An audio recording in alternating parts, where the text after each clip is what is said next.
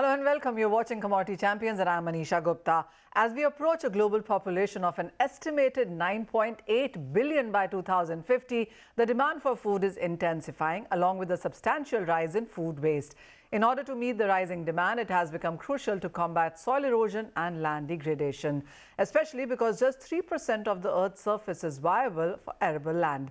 At a time when unpredictable weather patterns are impacting the agricultural output, experts believe that sustainable innovations may offer a buffer to farmers. These include rotation of crops, minimization of use of chemical pesticides. To discuss this further, we are now joined by Siraj Hussain. He's former Agri-Secretary.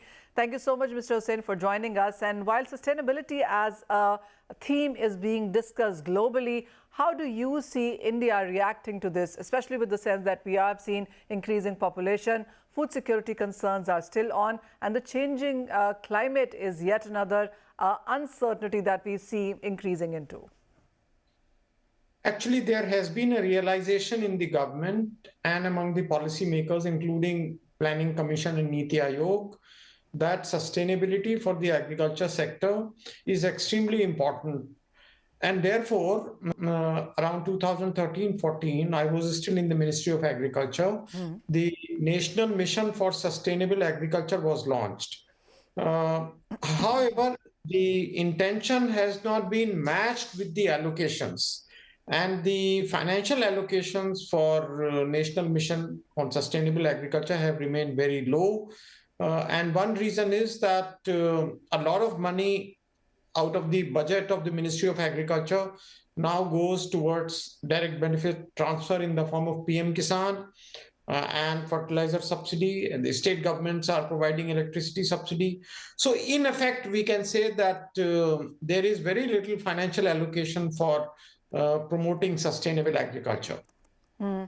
What would you say, Mr. Hussain, is a bigger concern right now? Because various things that come under sustainability, how many of them do you see being met, whether it is about precision farming, crop rotation, ensuring that the soil health is good, and, fertilization for that matter. And there's just a long list of that. What do you think India is doing right now and what it needs to do going forward?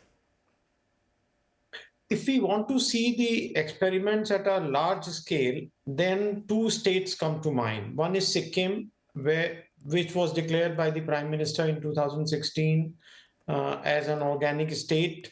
So Sikkim is a good example. And another state where natural farming is being promoted at a reasonably large scale is Andhra Pradesh, coastal Andhra Pradesh. So in these two large areas, the natural farming or organic farming, different modalities of sustainable agriculture are being tried.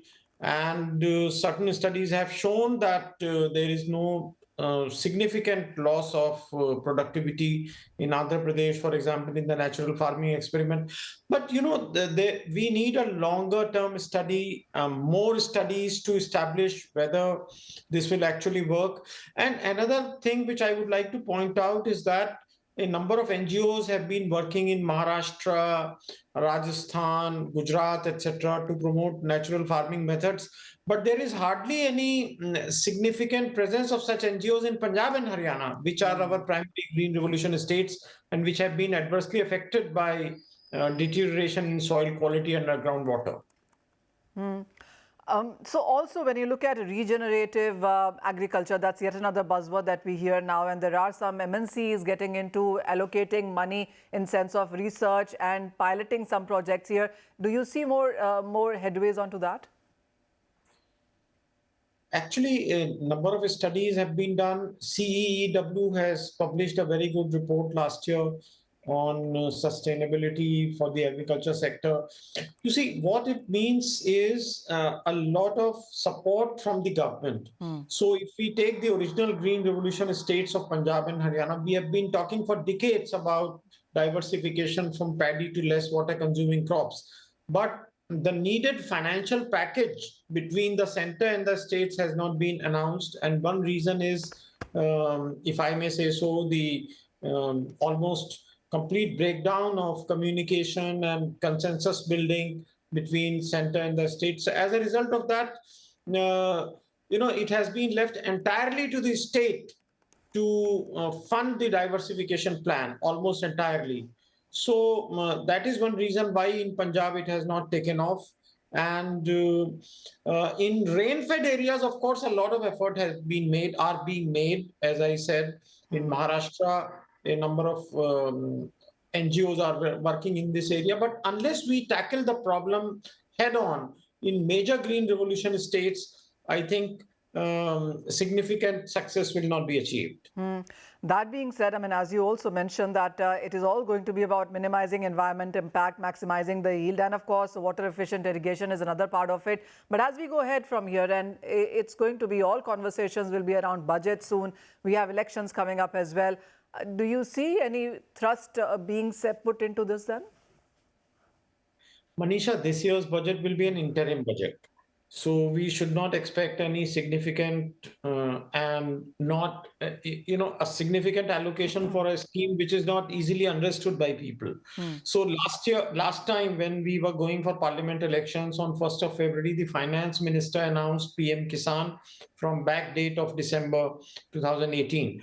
So in this budget, we should not expect any significant allocation for this. But going forward, the next government hopefully will realize its importance and take it up at a significantly higher scale. Because now the need is much higher due to adverse climatic conditions. Since February of 2022, we have seen that the government has had to ban the export of wheat, then put enormous restrictions on export of rice, sugar export is banned, and so on. And therefore, we need to do something urgently and something much more significant. Well, absolutely. I mean, you touched on the nail there. There are various protectionist measures that we saw coming from the government, which are still in place right now, ensuring that there's enough availability, affordability as well. So going forward, what would you want to watch out for? I mean, I've been reading various pieces, yours included, on sustainable agriculture going forward. Even if we leave aside budget and elections for a moment there, I mean, as you said, more needs to be done. The next government perhaps will need to do more about that. If you had to mark it on in a 1, 2, 3, what would you say needs to be done? I think the first thing is identification of agroecological zones where significant efforts are needed in a short term, in a short period of time. So Punjab and Haryana come to mind, and parts of Maharashtra sugarcane growing region. So Maharashtra has achieved some significant success in promoting minor irrigation. Okay. It seems that some 35% area under sugarcane is now under micro irrigation. At least that is what the studies show. I do not know what is the situation on the ground. So it will mean higher allocation. You see, some experts have been advocating that the government is giving such a high subsidy on fertilizer. But farmers who are not using fertilizer, or areas which are not using this urea subsidy to any significant extent, are not getting any support. Now, we know it very well that even under DBT for PM Kisan, there is no preferential treatment given to rain-fed areas or farmers who are doing natural farming. Same amount is going to everyone. Okay. Now, of course, this is a success of DBT, but it is also a failure of DBT because we have not been able to reach this money to the people who are doing something for ecological sustainability.